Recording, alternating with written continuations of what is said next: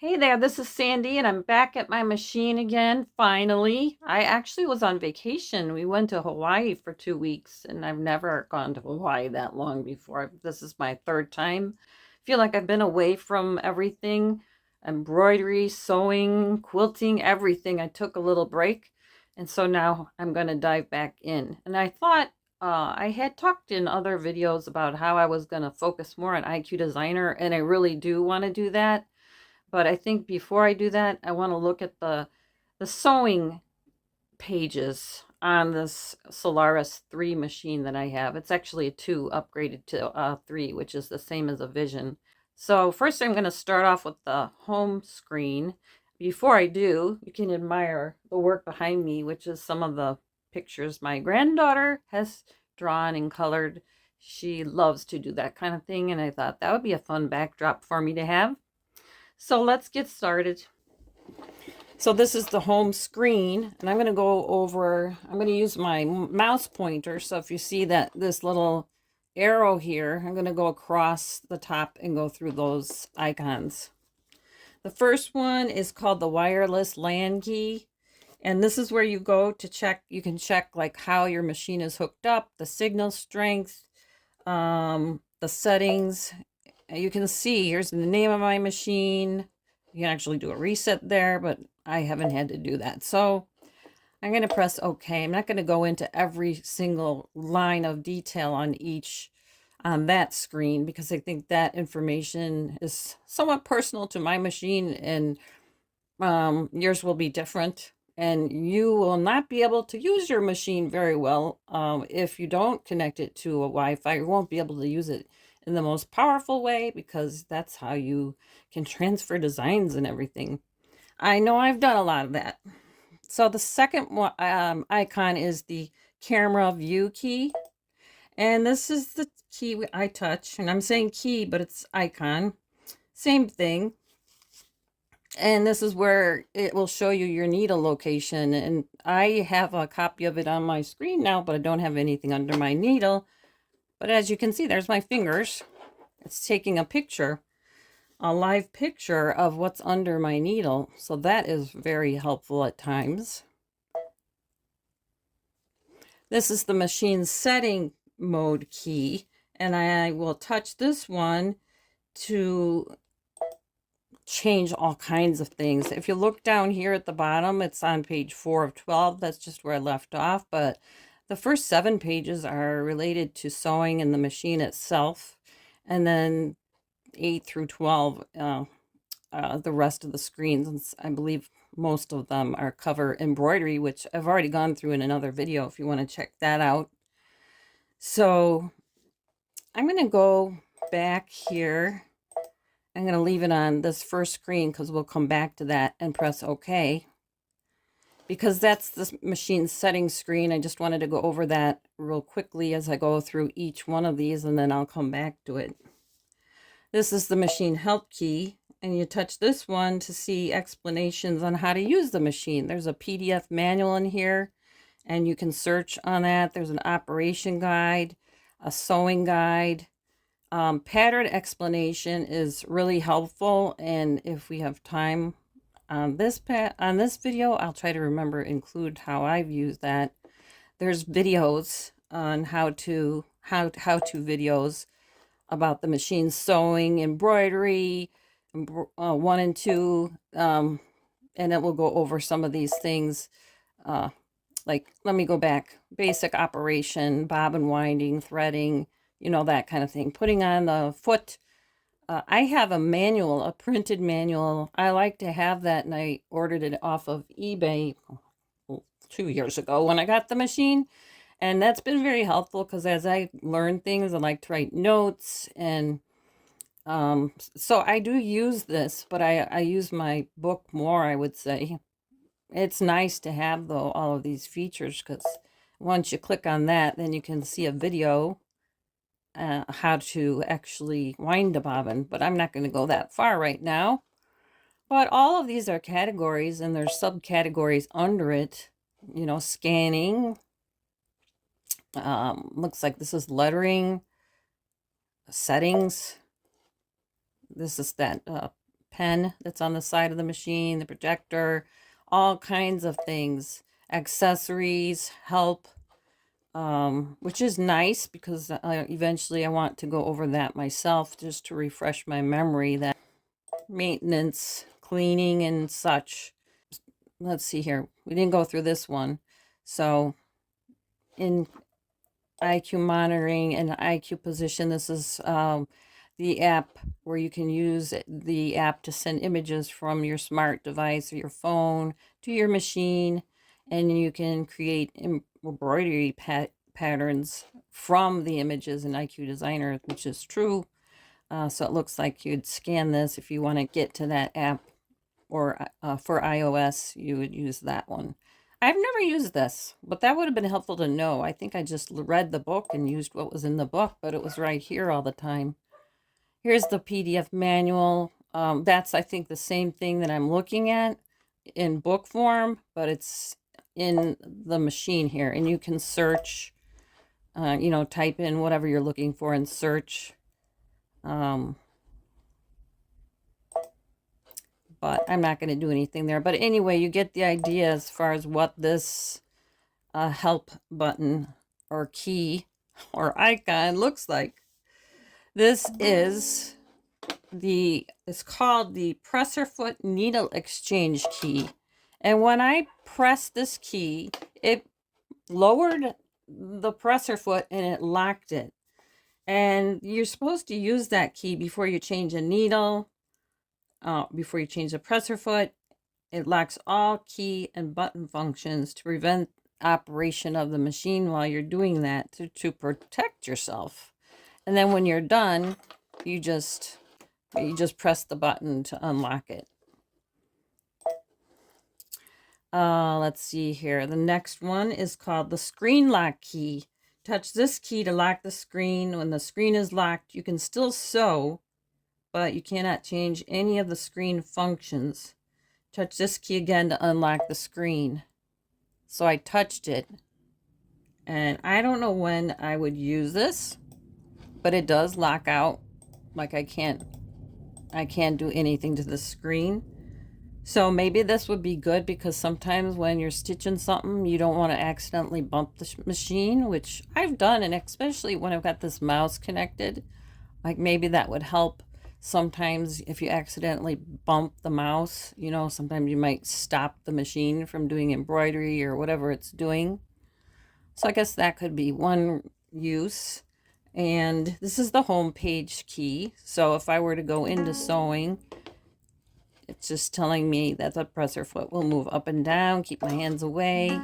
And I say, okay, and it's warning me about how the embroidery unit will move when I request the sewing screen.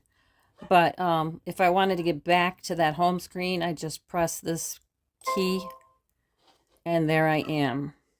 So that's the home screen. Here's the sewing icon. Wouldn't call that a key. It's like a big icon. Embroidery icon and IQ Designer icon. And we're going to focus on the sewing icon. But before we do that, let's go over the machine settings, which is up here for sewing. So this is where I can use, let me just focus over here. This is the width control button. And when you're just sewing, if you got on the far left, it moves, the speed is slow. Put it in the middle, it's like average, and then if you put it to the far right, it's fast. But when you use, that's when it's in the off position. But you can actually change how this width control is used. When you turn this on, you can actually use it to determine the zigzag width. In fact, you can actually, when you're using the machine, you can actually use it to shift the position of the needle left or right. But the book says, let's see here. There's certain stitches that will not allow you to use that left-right needle shift. I made a note that, maybe some people use this when they're quilting. Say, here's a picture from the book. And if you look at those, that J foot, whoever's made this manual is moving that control key, and when you move it to the right, the needle position must get wider. This fine adjustment vertical, it shows that you can make adjustments to character or decorative stitch patterns. Presser foot height, this explains itself. It's at the default, but you can select the height of the presser foot and how high it's raised. And the pressure, the higher the number, the greater the pressure will be. And 3 is normal default.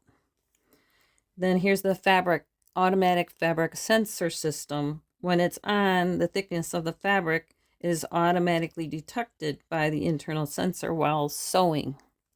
So pretty cool. I'm going to page 2. Initial position. So this is where your needle will start off. It's, as you can see, I've selected the middle. So my needle will always start in the middle. But if I wanted to, I could select to the start point on the left side. Pivoting height. It's the height of the presser foot when sewing is stopped, when the pivot setting is selected. 8. This is 8 in the book. Free motion foot height. Change the height of the presser foot when the machine is set to free motion sewing. As you can see, all of mine are on the default. Select the dual feed adjustment means you want to adjust the amount of fabric feeding of the compact digital dual feed foot. So if you want to adjust the amount of fabric feeding of the compact digital dual feed foot, you could use this adjustment. The next area is automatic presser foot lift. And there's auto down for the presser foot. Then there's press to trim. Pressing the start stop button or depressing the foot controller automatically lowers the presser foot before starting sewing. So if I have this on, it's going to automatically lower the presser foot before I start sewing. Right now I have it off. So I might want to try to put that on. Press to trim. Pressing the thread cutter button automatically lowers the presser foot before cutting the thread. I was thinking that it actually was doing that already. So we'll see what happens when I use it the next time. And we'll go on to the next page. It's 3. The initial stitch page. Okay, this is your opening page. You can select here whether you want utility stitches, which is what it's on, or quilting stitches. So if you do more quilting, you could change it to be that when you open your sewing screen. I mean, you can always go back and forth. It's just the opening. What do you want it to open up to? Reinforcement priority. Okay, so this is that button that's over on the side of your machine. When you use this button, you usually can do some back stitching and secure reinforcement stitching is what it's calling it. And usually you have to hold that in to get it to work. But you can change it priority. You can turn it to on. And when it's on, reinforcement stitches are sewn at the beginning and or the end of sewing for a reinforcement stitch pattern, even when the reverse button is pressed. This is like a universal thing here, where if you want it always on, whereas in the sewing area, when you click that button over there, that'll show you later when we get to that, either in this video or another one, that's just while you're using the machine while it's on. I believe that once you change a setting here, it stays that way until you change it. Okay, the next one is the multi-function foot controller. I did get that with my machine. I guess not all machines have it. I think it was included with an upgrade. So when you press this key, you can activate this setting after connecting the multifunction foot controller. These settings are not operable unless the multifunction foot controller is attached to the machine. So it's got to be plugged in, of course. And if this setting is on, actually, no, both of those say that. So on this side of the pedal, make sure I did that right, you can set it up to do thread cutting. You can use the pedal to do needle up or down, one single stitch, reverse stitch, a presser foot up or down, or you don't have to have any setting. You just use it like a normal pedal foot controller. Then here, the second one, the little one, thread cutting, you can use it for needle position up, down, single stitch, reverse stitch, presser foot up, down, or no setting. And I've got mine set up to when I press this part of the foot controller, it changes whether the presser foot is up or down. And so I would think that each person decides when they do every project if they want to use the foot controller, because you can also use that start stop button. You don't have to use the foot controller, or you could attach the foot controller. Think about your project and think about whether or not you need to change these settings, to make it go easier for you. This is called endpoint setting, temporary stop. But if this setting is on, the machine will temporarily stop so the endpoint sticker can be peeled off. So that's something very unique to what you're working on. And I'm hoping that I have a list of videos that I'd like to cover that using those endpoint stickers would be one of them. But right now I'm just pointing out that this setting is here. So I'm going to go to page 4 now. Here's where you can change the language or the brightness of the machine. I've got mine as brightest. This is the screen display brightness. If the screen is not very clear in certain environments, you can adjust the brightness of the screen. I think this is that's the default setting. I've got it on. Next is the upper and bobbin thread sensor. I've got it on. It says turn both the upper and bobbin thread sensor on or off. If it's turned off, the machine can be used without thread. I've heard people, using paper and sewing designs on paper and then using that paper as like a template for where they want to place certain things. So maybe that's when that one would be used. Here's the machine speaker volume. You can increase the number for louder volume or decrease it for softer volume, which makes sense. Needle position stitch placement. Select the operation of the needle position to on or off. When the needle position stitch placement is on, the needle will be partially lowered for precise stitch placement and then completely lowered when you press the needle position button. Each press of the needle position button changes the needle to the next position. When it's off, each press of the needle position button simply raises and lowers the needle. And they're talking about this button here. So if I were to turn this setting over here on,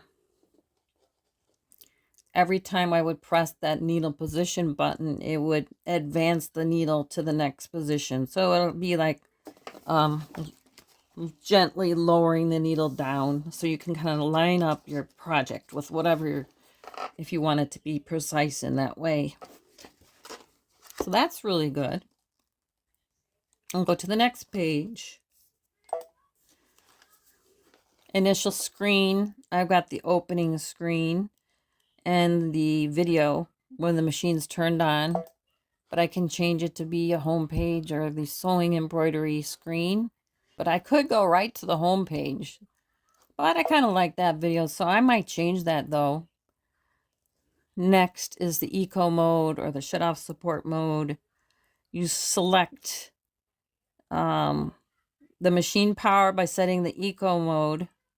And then here I read that you use, so I've got it set up for 10 minutes, but I could do like 20. And then it will go to sleep. And then I press the start stop button to wake it up. Or I could press the screen. And then you can also use the shut off support mode. And what I read about that was it will lower the power even more in order, like after a certain amount of time, it will lower the power. And to restart it, from what I read, you would have to turn your machine off and then back on. The screensaver. Select the length of time that the screensaver, until the screensaver will appear. So I got it 5 minutes, and I'm just gonna, because you can even go longer here, right? Maybe I'll do 10 minutes. And next is 10. You can change the image of the screensaver. I don't have anything that I want to customize, so I just have it on default.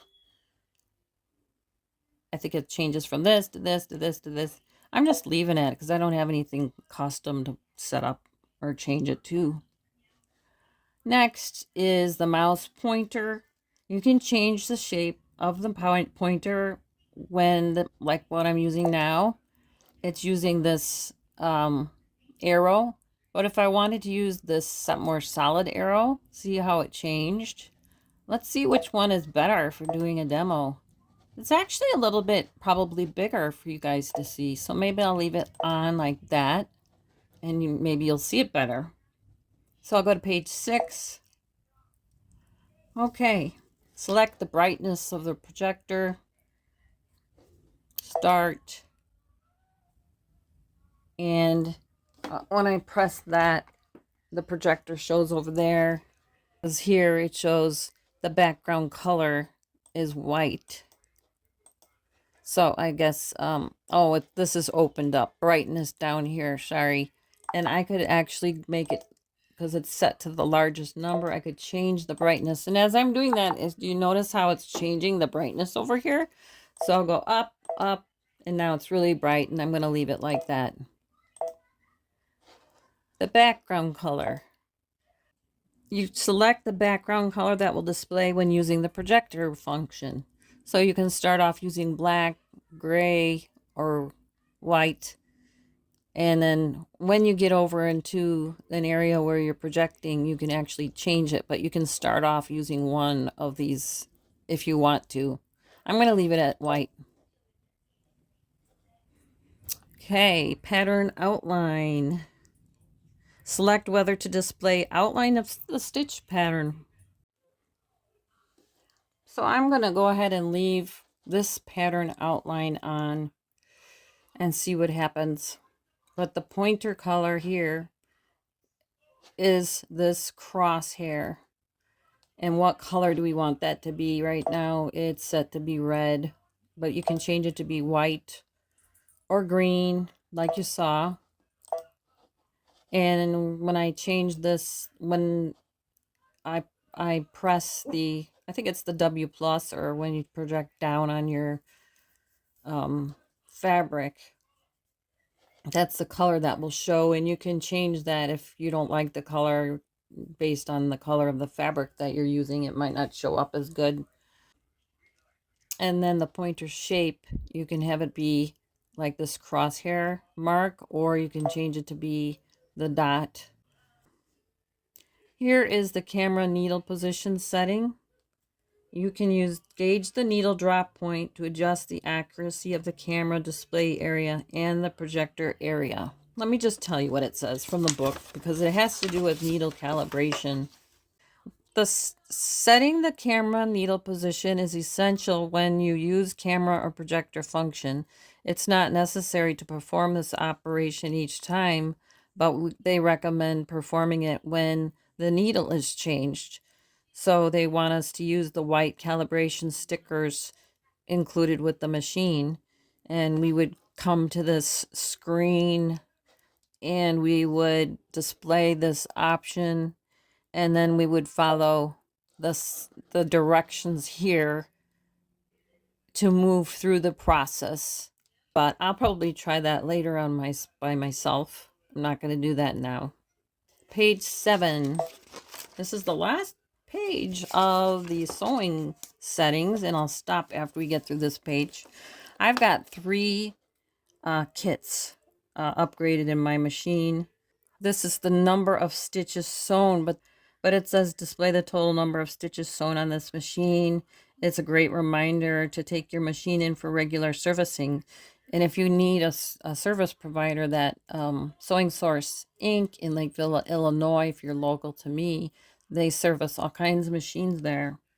And you can get their contact information in the description of my videos, usually, because I like to promote their small shop. This is the internal machine number, the version of the program, the last update that I've had, and then if reset data, that's what I would need to do if I wanted to do that, but I don't want to do that, so that's the last key on the settings page. So I'm just going to say okay here. I want to go into the sewing screen now. We end up, because I chose in that screen settings to default to the utility stitch screen. And so I'm going to pause quick and come back to you after I get to the right page. Okay, here we are. The first icon shows 100%. And this is the stitch display pattern size. Shows the approximate size of the stitch pattern selected. So I've got the straight stitch selected, and I can change the color of the thread. I jumped ahead. I shouldn't do that. But that's what it shows. Here's the presser foot display. So I've got the J foot, or should have the J foot on. Shows the presser foot code, and you attach the presser foot indicated in the display before sewing. And it shows the advanced monogramming foot N plus is displayed as an N in this screen. Okay, then here it shows the selected stitch display. It shows the name and the code of the selected stitch. 1-06, which is here, and then stem stitch. And one thing I wanted to show when we got to the screen was under the training area. I select a stitch. If you don't know what the stitch is, you could also come here and then go under pattern explanation. And it shows that the stem stitch, it's used for reinforced stitching, sewing, and decorative applications.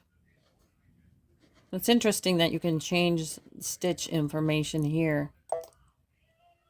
I'm going to close it. See, that screen, those functions are also in that help screen. Okay, so that's that. This is the stitch preview. It shows a preview of the selected stitch. When shown at 100%, the stitch appears in the screen at nearly its actual size.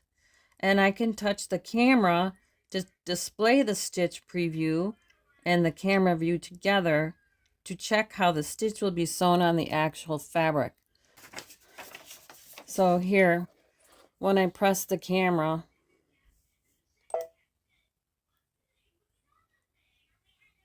it shows how it's going to stitch. This is the stitch selection screen if you haven't figured it out already.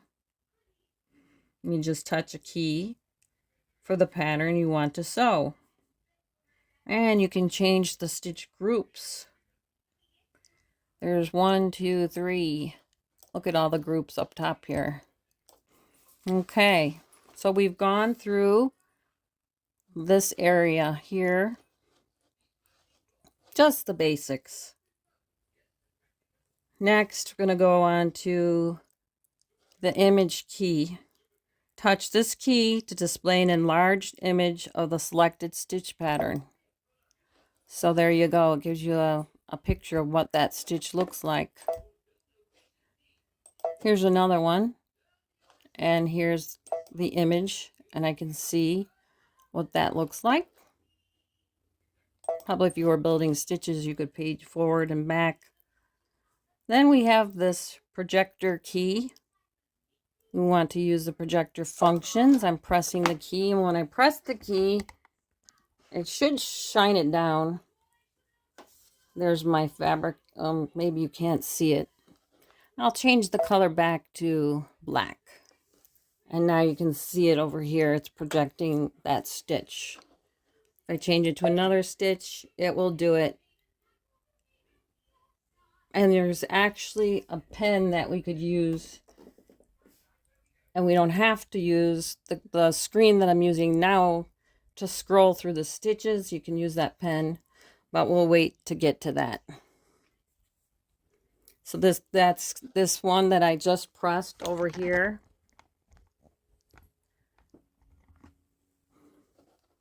This is the projector key. That's the one I just pressed to project it down to my fabric or paper at the moment. And here it's showing me I should be using the G foot. Now here's the guideline marker key. Touch this key to display or set the guideline marker for the sewing line. The guideline marker makes quilt piecing or aligning stitching on the fabric edge easier. So if you look at that, you can see the red is the guideline marker. So, and it just looks like it's right down the center, and it projects so that you can sew that stitch straight, it looks like. But there are, if you look over on this screen, once you press that guideline marker key up here, this screen opens up. So here, if the guidelines will not be used, select off. And when I selected off, that red line went away. But I can select on right now and leave it, the red line there. Next, it's to select the guideline whose settings are to be specified. So main, you can select a main guideline or a sub guideline, and then under each folder you can select the shape, the line length, the color, the position of the main guide. You can change the main line position left or right. So it's moving my line to the right now as I press that plus sign, or back to the left. You know, when I get it back to 0, it's right in the center again. So yeah, so there's line length, L, M, or S. It just shows select the length of the main guideline. Shape, you can have a dot or the line. Sub, when you press on that folder, you can go through those screens and adjust the sub line. The first one, let's see what that is. Select the color of the sub grid line and specify the position. So this is the sub line. That's the second line. Now let me show you. The sub line is, so the main line is the red line over here. The sub line is green right now. If I wanted to turn that to red, there you go, it's red. So I've got 2 red lines. If I wanted it to be separate, I could do one green, 1 red. And it's also, I think it's not really showing that on the screen. It's just projecting that right now. And the subline position, specify the sub guideline position or the distance from the main guideline. So right now it's set to 5 millimeters, and I could make it go farther. See how it's moving to the right? If I put it in red just so you can see it, more, when I select the plus, I keep increasing the plus, it's moving over. And when I move it back to the left, it's moving that subline. I could see how I could use this in piecing, you know. It might be unique to each project, but I'm going to leave it at 5.5 right millimeters, but you could change it to inches if you need to. And that would be under machine settings. So that is that. Right now I'm still projecting that. I'm projecting the main, and then on the screen it's not showing, but on my paper you saw that it was projecting a subline. So that's this line, but we still have to go over the next one, which is the sub guideline. This is, I thought, was super cool, because again, you can change it. Let's see if you can see both. You can't really see both right now, so I'll zoom you in. You can change the color of the grid lines. I'm going to leave it red because I think it shows up better than the white or the green. And you can specify the grid size of the sub grid line. So I'll zoom you in, but keep in mind I'm going to be adjusting that number. So if I press that plus sign, it's making that grid line bigger. So I was thinking, how would we use this? And if you draw a straight line, let's just say we're going to sew this line. We could probably use that line once we've sewed it to line up with the next one and the next one. If we don't want them that close together, we could do it every 2 or every 3 and be sewing lines. So I do see how I could possibly use this. And we use the minus key to bring that closer together, that grid. So I really like the grid, the sub grid line. So the next thing is the sub guideline. They must have had fun coming up with all these names. Colors again can be changed, but you can also change the angle. So it looks like mine's at 90, and I can change it to be 45, 60, 45. But I'm going to show you what's happening over there as I change that. There's 60. There's 90. Yeah. So I'm going to leave it on 90. And right now, there's 2 lines. And it shows that I can adjust the seam allowance. So when I'm using the plus sign for that seam allowance key, it's moving that sub, it's called sub guideline. It's moving it to the right. So it all depends on the project you're working on. But again, what I'm doing is I'm using that plus sign to increase the size or the distance between that sub line. So I took a little break and I'm starting up again. We left off looking at this guideline marker key, and so we're moving on to the next area, which is the utility stitch key. And we of course touch this key to select all of these stitches. They mention straight stitch, zigzag, buttonhole, blind hem, other stitches commonly used in garment construction. The next key is the character decorative key. This one is touched to select character or decorative stitch patterns.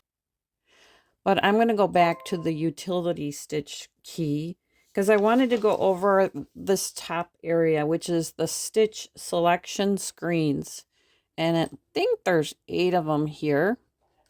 And so the first one they call straight or overcast stitches, overcasting, and there's quite a few.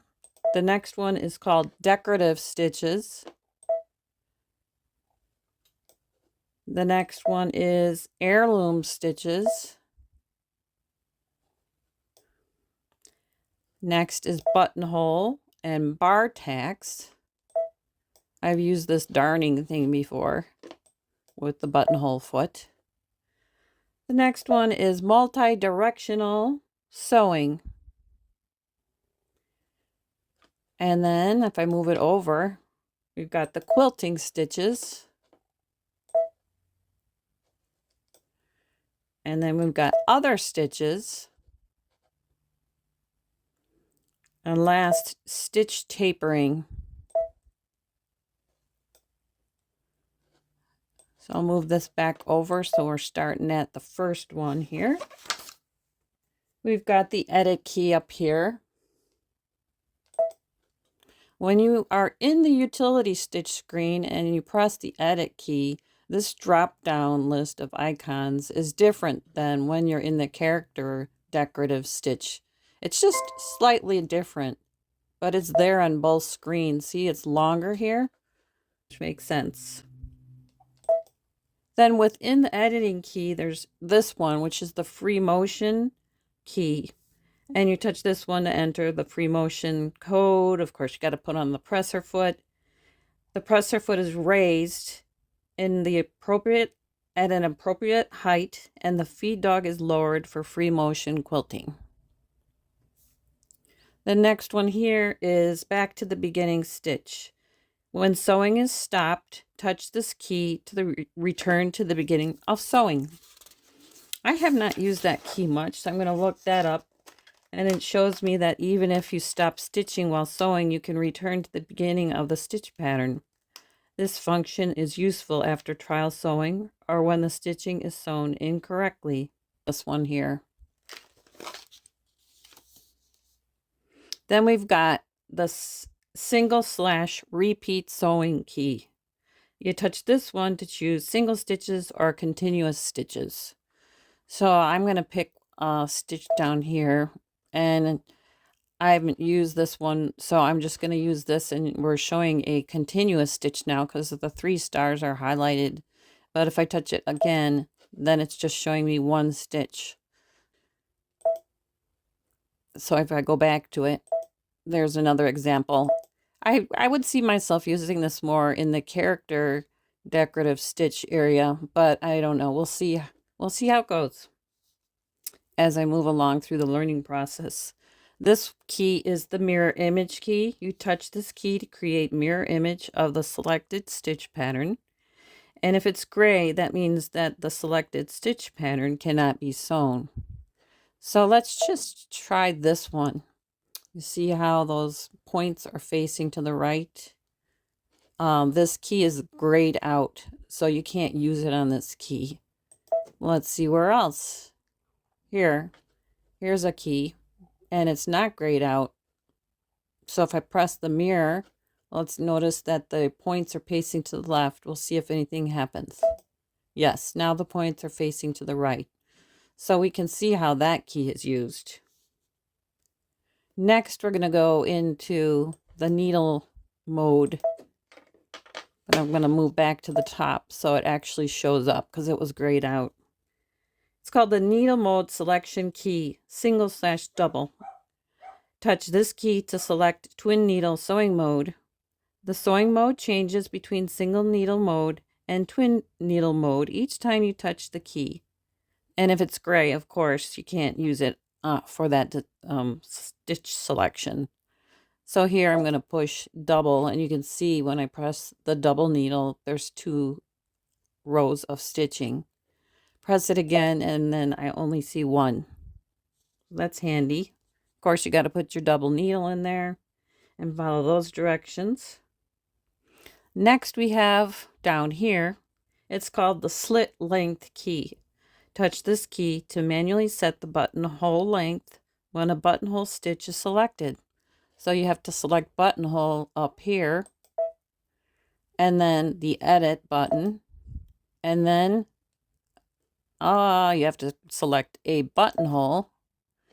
That will highlight. So if you want to change the slit length, you press that button and then look down here where you can adjust the slit length. Very helpful. I'm going to go back to the beginning again because we're not always working on buttonholes. And we'll select a key. Now the next one opens up. And it's called the endpoint setting key. Touch this key to specify the sewing end point. And I have on my list to make sure I go over this separately. But right now, I'll read you what it says in the book. Using the same material and stitch pattern as your project, sew trial stitches to check the result. The machine sewing endpoint may become misaligned if in the following cases.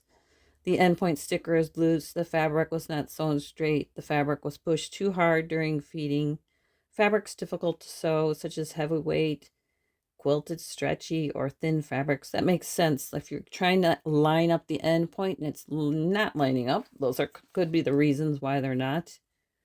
Of course, if this button or key is light gray, it's not available, and the endpoint cannot be specified in the selected stitch pattern. The last note I see is automatic reinforcement stitching function and automatic thread cutting function cannot be used when using this function. So when you're using the endpoint function, you can't use that automatic reinforcement stitching, which I believe is over here. But we will get to that. So I'm not going to spend much time on this because I think that endpoints deserve a separate video. All right. So the next key down here, which isn't highlighted, it's grayed out right now. It's called the stitch tapering key. Touch this key to change the start and end angles of the stitch pattern. But you have to actually select those tapering stitches and then edit and then select a stitch, and then you can see now it's highlighted. When I press this, I can turn it on or off. Right now it's on, and you can see it's at a 60-degree angle, but I can change it to be 15 or 30. That's the start angle, and then the end angle I could change that as well. But right now I'll turn that off, and I'll turn that off, and I'll press OK, and now it's back to normal. Let's see what else is here. The ending style.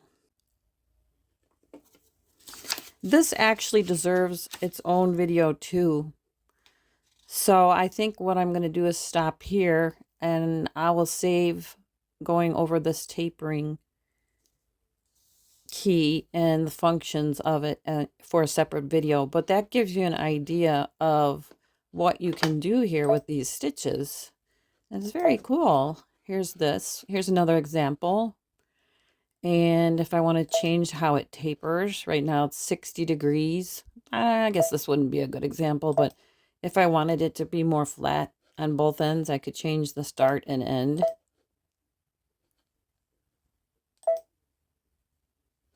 You know, just play with it until you get it what you want. And if you don't want what you played with, you just turn it off. So we'll come back to this. So the next key is the retrieve key, and you touch this key to retrieve a saved stitch pattern.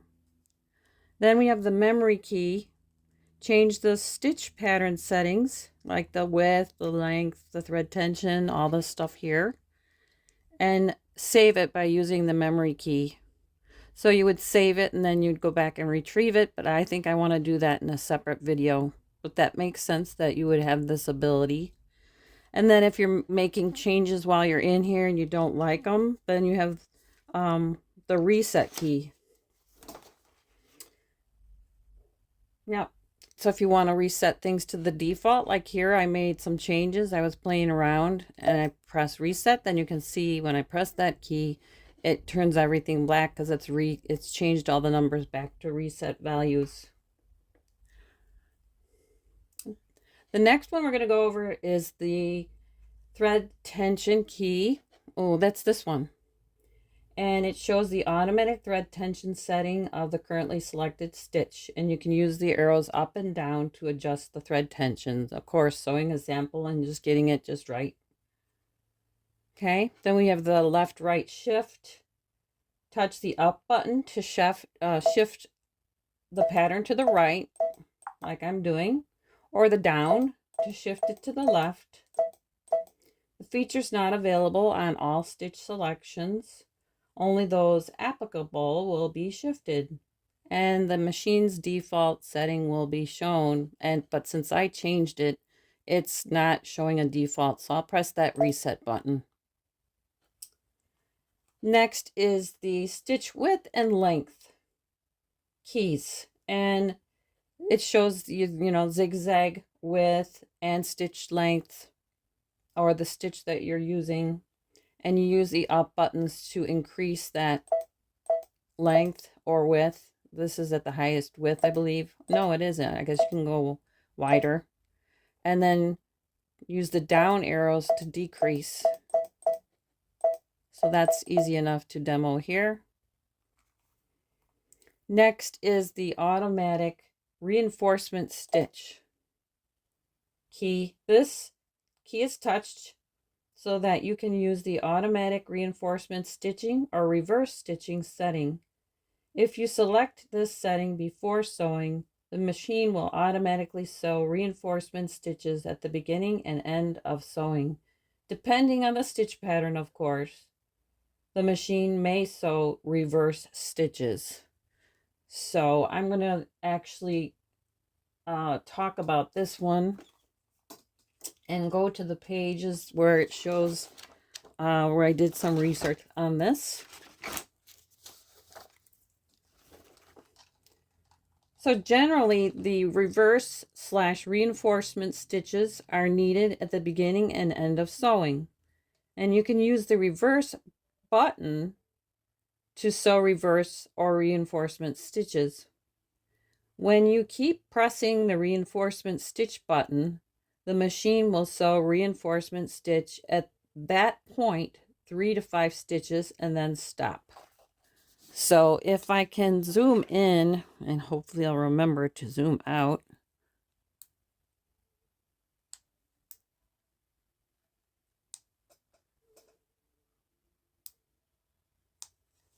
And I'll try and angle it up without losing my page. So I don't know if you can see, but on stitch 1, it's a straight stitch, but at the top there's 2 stitches. On 3, it's the same thing. It's a straight stitch, but it's got 2 stitches at the top, like a double stitch. And same thing with 5.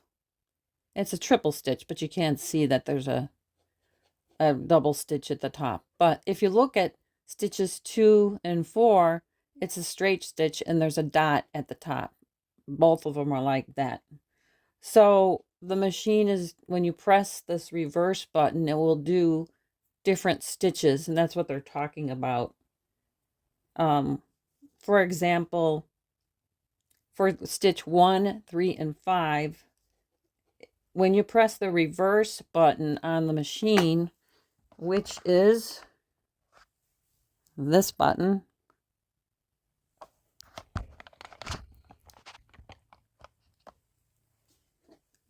it will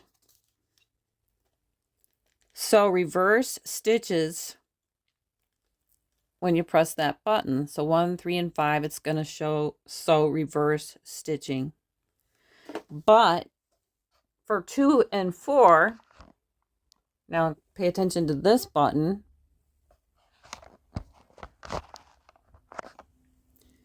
What it will do is it will sew 3 to 5 reinforcement stitches while holding this button. The automatic reinforcement button means that you don't have to hold it. You press the button once. When this is activated, you press those buttons once, depending on the stitch. This button activates that automatic process of performing the reinforcement stitch at the beginning.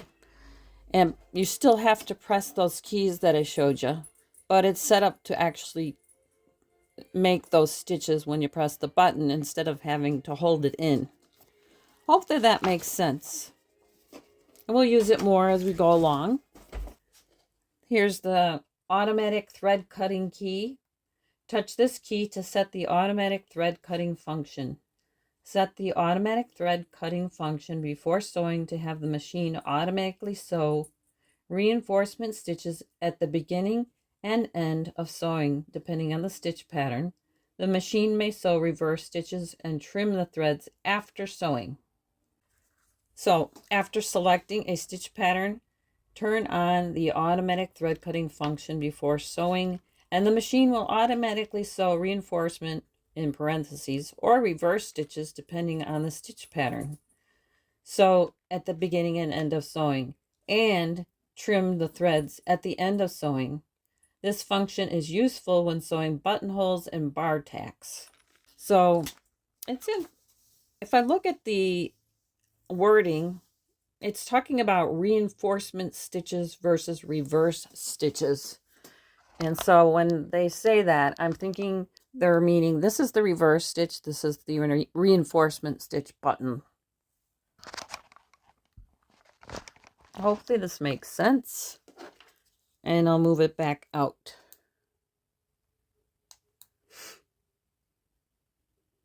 So you can see that whole screen. So this is the needle position setting key. Touch this key to select the needle stop position to be up or down. You can also check the needle mode setting, single or twin. Single needle down position is this one. Single needle up position is this one. And if you have a twin needle in there, it'll also work. But there's a twin needle setting that you have to turn on first. Next is the pivot key. Pivot key auto up key. The pivot key appears when the needle position setting key is set to down. So there you go. Touch this key to select the pivot function. When the pivot function is selected, stopping the machine lowers the needle and slightly raises the presser foot automatically. In addition, when sewing is restarted, the presser foot is automatically lowered. And it's also mentioned that the auto up key appears here when the needle position setting key is set to up. So you can see that it's here. It's showing that here. The last thing we wanted to go over on this page is this thread color change key, which I went over in the beginning. And you touch this key to change the thread color displayed in the screen. So if I press that, I can see red, black, yellow. I think that's blue, and I'll leave it at red. So we just went over, all of the keys in the utility screen. And I think that the keys in the character decorative stitch screen deserves a separate video. So I'm going to stop here on this video, and I'll come back and go over that one. So thanks for watching. I hope that this is helpful. I know it's been helpful for me. I've had to do this video a couple times, so that's good for me because it gets in my head better. And that way I'll remember that all of these important functions are here for us to use. I'm going to remember to use this reset key now because I can see my defaults are off. So there we go. And we'll come back and use, I'll have more videos on how to do some of this other stuff that should have more time dedicated to it. All right. Thank you for watching. Give the video a like. Let me know what you think. Or if you want to add anything to this video, just put it in the comments. And again, thank you.